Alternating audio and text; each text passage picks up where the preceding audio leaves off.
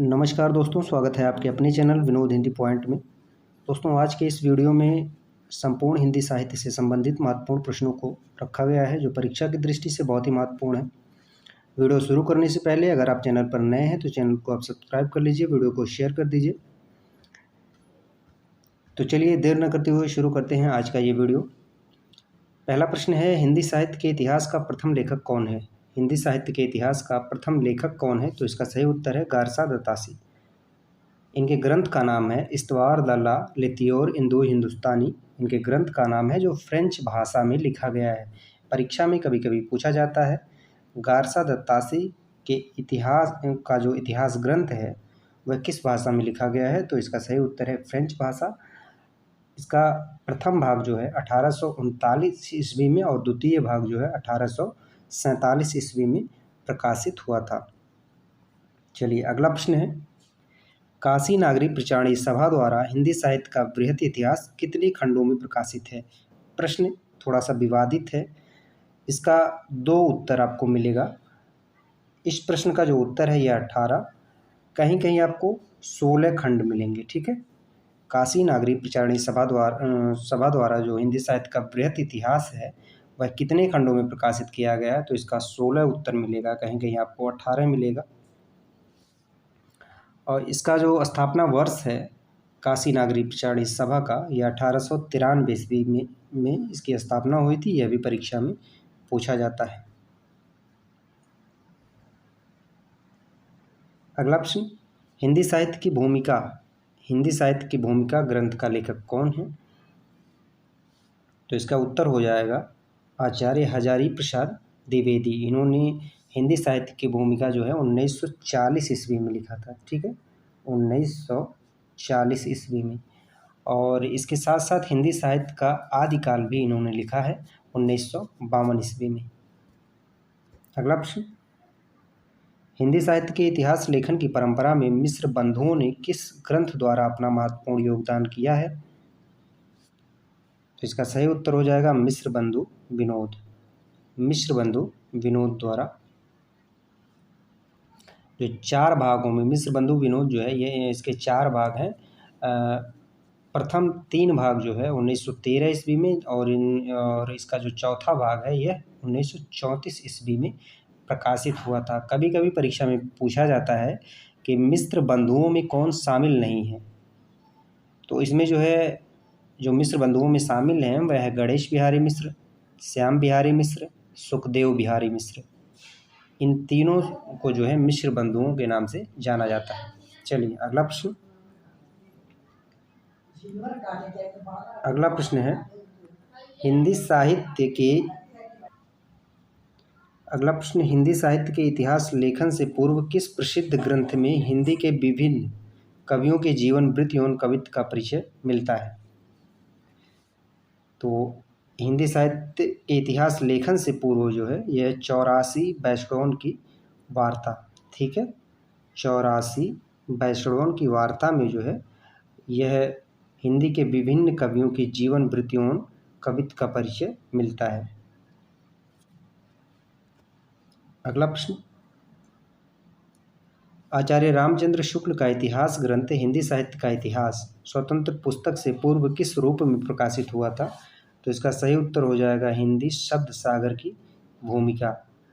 हिंदी साहित्य का इतिहास इन्होंने जो है 1929 ईस्वी में लिखा था। ठीक है, 1929 ईस्वी। अगला प्रश्न, सरोज स्मृति नामक रचना किस कवि ने की है? तो इसका उत्तर हो जाएगा निराला। इन्होंने जो है अपनी पुत्री सरोज के ऊपर जो है यह रचना लिखी है। अगला प्रश्न, आधुनिक काल की मीरा किसे कहा जाता है?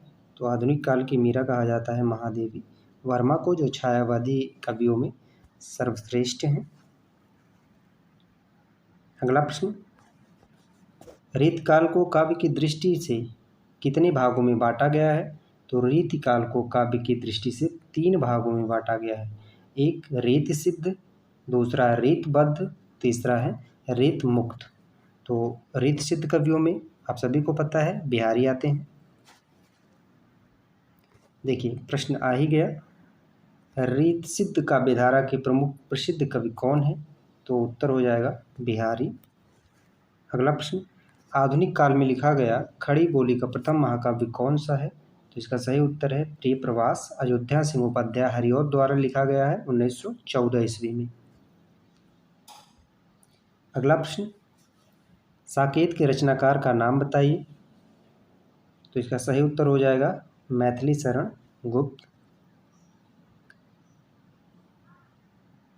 अगला प्रश्न, छायावाद को स्थूल के प्रति सूक्ष्म का विद्रोह किस आलोचक ने कहा है? तो सही उत्तर डॉक्टर नगेंद्र। वहीं कभी कभी परीक्षा में पूछा जाता है स्थूल के प्रति सूक्ष्म का विद्रोह नहीं वरन थोथी नैतिकता का, ये जो पंक्ति कही गई है ये रामविलास शर्मा द्वारा कहा गया है। और स्थूल के प्रति सूक्ष्म का विद्रोह डॉक्टर नगेंद्र ने कहा है। अगला प्रश्न, कामायनी के किस दर्शन की अभिव्यक्ति हुई है? तो इसका सही उत्तर हो जाएगा शैव दर्शन।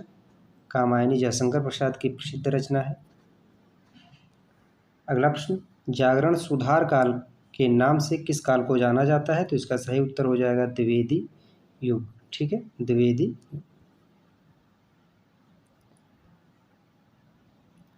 अगला प्रश्न, चिंतामणि भाग 1 में कितने निबंध हैं? तो चिंतामणि भाग 1 में 17 निबंध हैं। चिंतामणि भाग 1 में 17 निबंध हैं।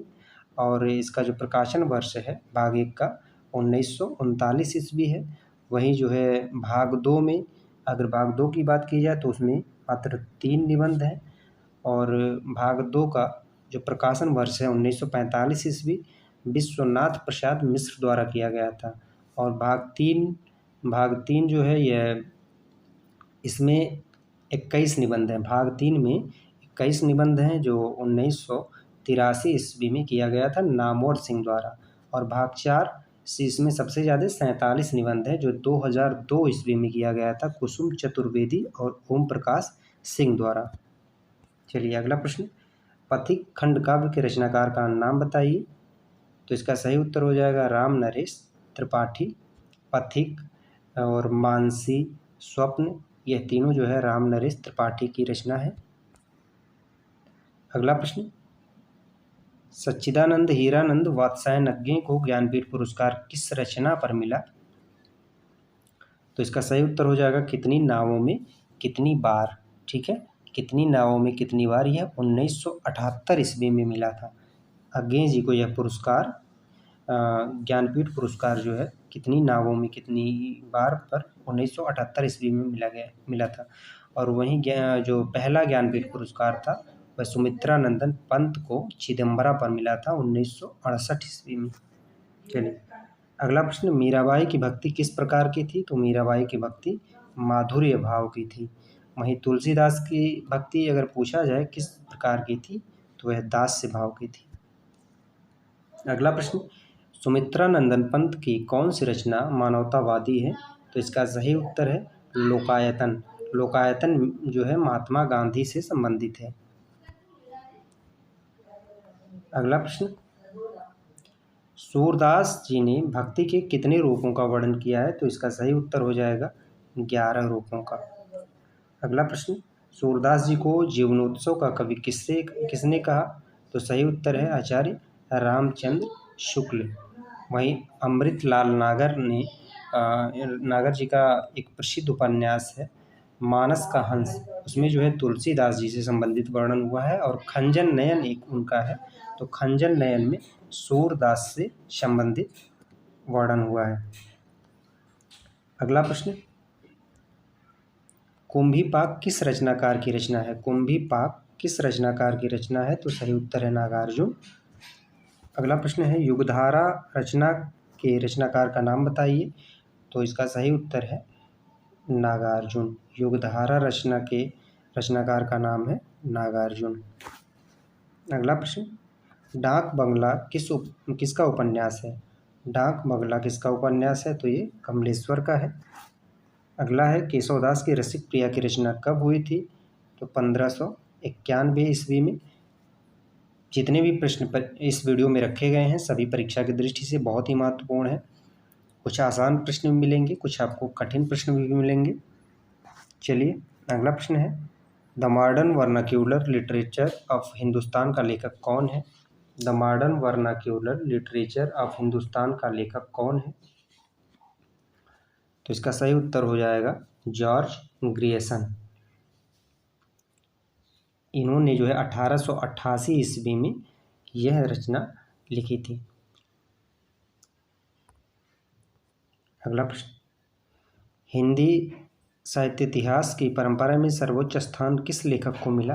तो आचार्य रामचंद्र शुक्ल को। इनका जो प्रसिद्ध इतिहास ग्रंथ है हिंदी साहित्य का इतिहास 1929 में लिखा गया था। अगला प्रश्न, गारसा दत्तासी ने इस्तवारदल्ला लितियोर इंदुई हिंदुस्तानी ग्रंथ की रचना किस भाषा में की? तो फ्रेंच भाषा में की। अगला प्रश्न है, हिंदी साहित्य नामक इतिहास ग्रंथ का संपादन किसने किया? तो इसका सही उत्तर हो जाएगा डॉक्टर धीरेन्द्र वर्मा। अगला प्रश्न, किस आलोचक ने आदिकाल को बीजोपन काल नाम से अभिहित किया है? तो महावीर प्रसाद द्विवेदी ने आदिकाल को बीजोपन काल नाम दिया है।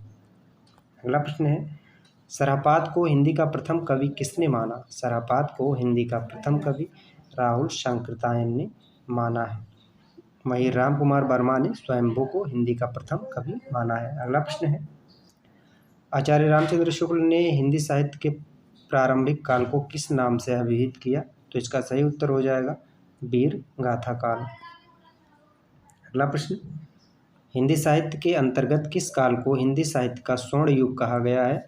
तो इसका सही उत्तर हो जाएगा भक्ति काल को हिंदी साहित्य का स्वर्ण युग कहा गया है। अगला प्रश्न, आदिकालीन कृति ढोला मारू रातूहा की गणना किस साहित्य के अंतर्गत की जाती है? तो यह लौकिक साहित्य के अंतर्गत की जाती है और इसके जो रचनाकार हैं वह है कुशल लाभ। अगला प्रश्न, आदिकाल के अंतर्गत सराहपा, लुइपा, सवरपा आदि कवि किस साहित्य से संबंध है? तो यह जो है सिद्ध साहित्य के अंतर्गत आते हैं। सराहपा, लुइपा, सवरपा सभी जो है सिद्ध साहित्य के अंतर्गत आते हैं और सिद्धों की जो संख्या थी वह 84 थी। ठीक है, और इसमें जो सर्वश्रेष्ठ माना गया है 84 सिद्धों में वह लुइपा को माना गया है। अगला प्रश्न है, आचार्य रामचंद्र शुक्ल के अनुसार हिंदी का प्रथम महाकाव्य कौन सा है? तो इसका सही उत्तर हो जाएगा पृथ्वीराज रासो। यह जो है चंद बताई की प्रसिद्ध रचना मानी जाती है। आचार्य रामचंद्र शुक्ल ने हिंदी का प्रथम कवि जो है चंद बरदाई को माना है और प्रथम महाकाव्य जो है पृथ्वीराज रासो को माना है। अगला प्रश्न, आदिकाल की रूढ़ियों, परंपराओं और प्रवृत्तियों को समझने में किस पुस्तक से सहायता मिलती है? तो इसका सही उत्तर हो जाएगा प्रकृति पैंगलम से। अगला प्रश्न, पृथ्वीराज रासो का रचयिता किसे माना जाता है? तो चंद बरदाई। अगला प्रश्न है, रासो काव्य परंपरा में गेय काव्य कौन सा है? तो गेय काव्य जो है वह बीसल देव रासो है। बीसल देव रासो नरपति नाल्य की रचना है। ठीक है। अगला प्रश्न, दामोदर शर्मा द्वारा लिखित उक्ति व्यक्ति प्रकरण किस प्रकार का ग्रंथ है? यह व्याकरण ग्रंथ है। दामोदर शर्मा द्वारा लिखित उक्ति व्यक्ति प्रकरण व्याकरण ग्रंथ है। अगला प्रश्न, आदिकाल में खड़ी बोली को काव्य की भाषा बनाने वाला पहला कवि कौन है? तो सही उत्तर अमीर खुसरो। इन्हें जो है आदिकालीन गजल का प्रवर्तक माना जाता है। अगला प्रश्न, आदिकालीन शिलांकित कृति का नाम क्या है जिसमें गद्य पद्य मिश्रित चंपू काव्य की प्राचीनतम हिंदी कृति माना जाता है? तो राउल बेल है। कभी कभी परीक्षा में पूछा जाता है कि चंपू काव्य गद्य पद्य मिश्रित चंपू काव्य किसे कहा जाता है? तो राउल बेल को कहा जाता है और इसके जो कवि हैं वह रोड़ा कवि हैं। अगला प्रश्न, अमीर खुसरो किस तरह की रचनाओं के लिए प्रसिद्ध रहे हैं? तो पहेलियाँ और मुकरियों के लिए अमीर खुसरो को जाना जाता है। यह थे संपूर्ण हिंदी साहित्य से महत्वपूर्ण प्रश्न। यह सभी प्रश्न किसी न किसी परीक्षा में पूछे गए हैं और इनकी संभावना आगामी परीक्षाओं में बनती है।